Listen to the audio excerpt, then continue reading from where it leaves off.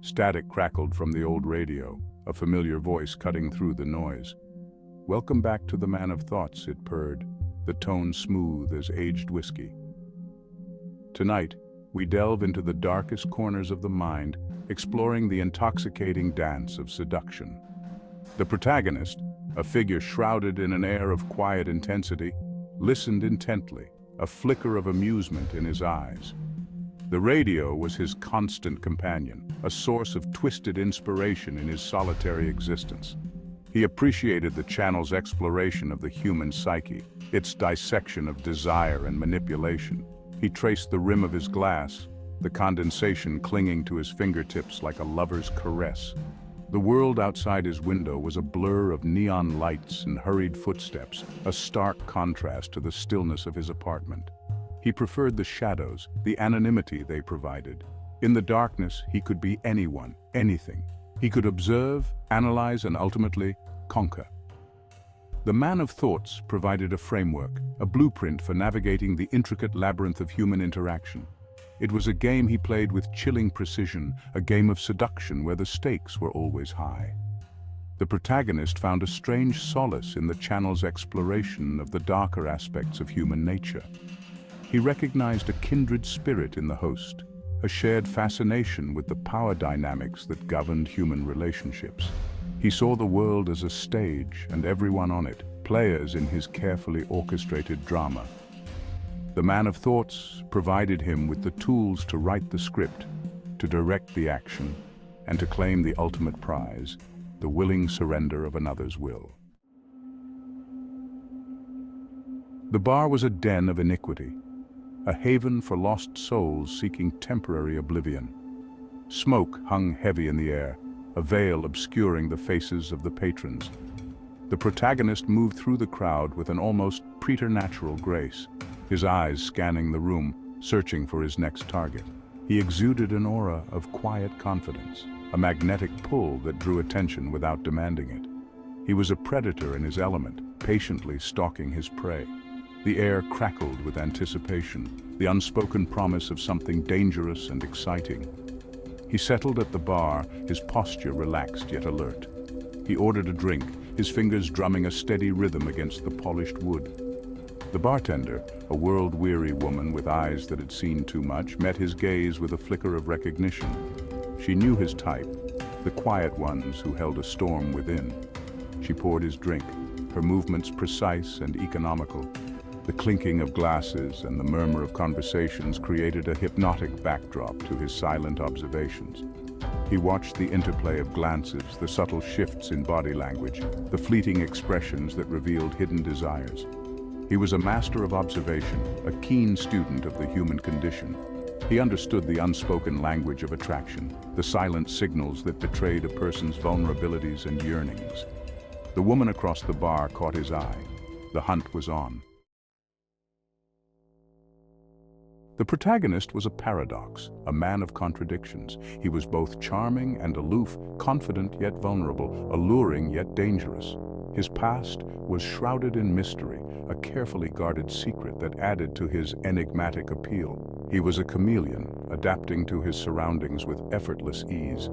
He could be whoever he needed to be, a master of disguise who could slip in and out of different roles without ever revealing his true self. His very anonymity was a source of power, allowing him to move through the world undetected, a silent observer of the human drama. He possessed a keen intellect, a sharp mind that could dissect complex situations with lightning speed. He was a student of human psychology, fascinated by the intricacies of the human mind. He understood the power of suggestion, the art of manipulation, the subtle nuances of body language. He used this knowledge to his advantage, crafting a persona that was both irresistible and unnerving. He was a puppeteer, pulling the strings of those around him, orchestrating their actions with chilling precision. He had a dark sense of humor, a sardonic wit that could be both disarming and unsettling. He enjoyed playing mind games, testing the boundaries of social convention. He was a riddle wrapped in an enigma, a puzzle that no one could solve. Section 4. The Art of Mirroring. He observed her carefully, noting her every gesture, every subtle shift in expression. He mirrored her body language, subtly mimicking her posture and movements. This is the art of mirroring, a psychological technique that creates a sense of rapport and connection.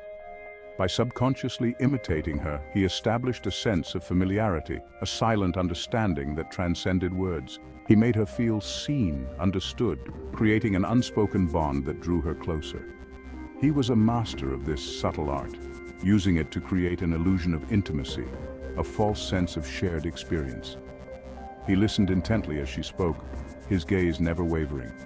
He asked questions, drawing her out, encouraging her to reveal her thoughts and feelings. He validated her experiences, making her feel heard and understood. He echoed her sentiments, reinforcing her beliefs, creating a sense of shared values.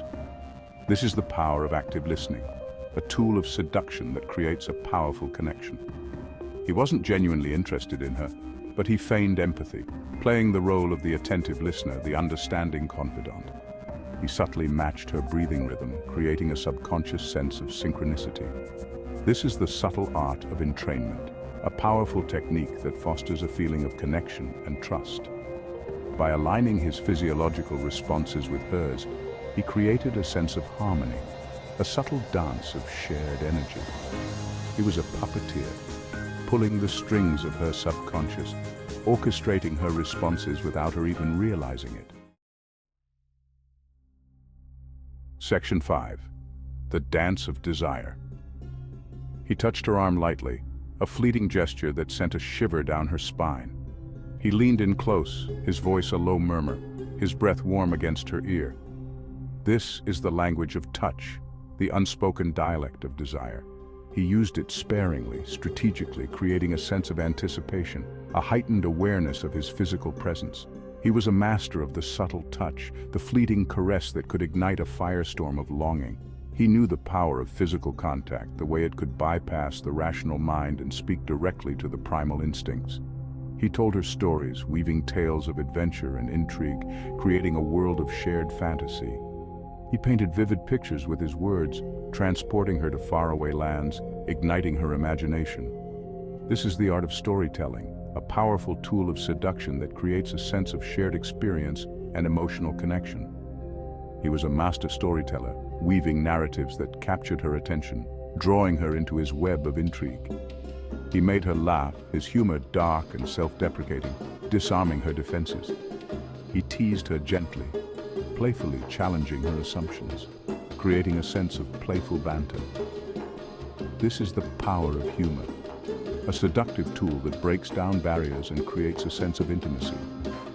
He was a master of the witty retort, the sardonic observation that could disarm even the most guarded individual.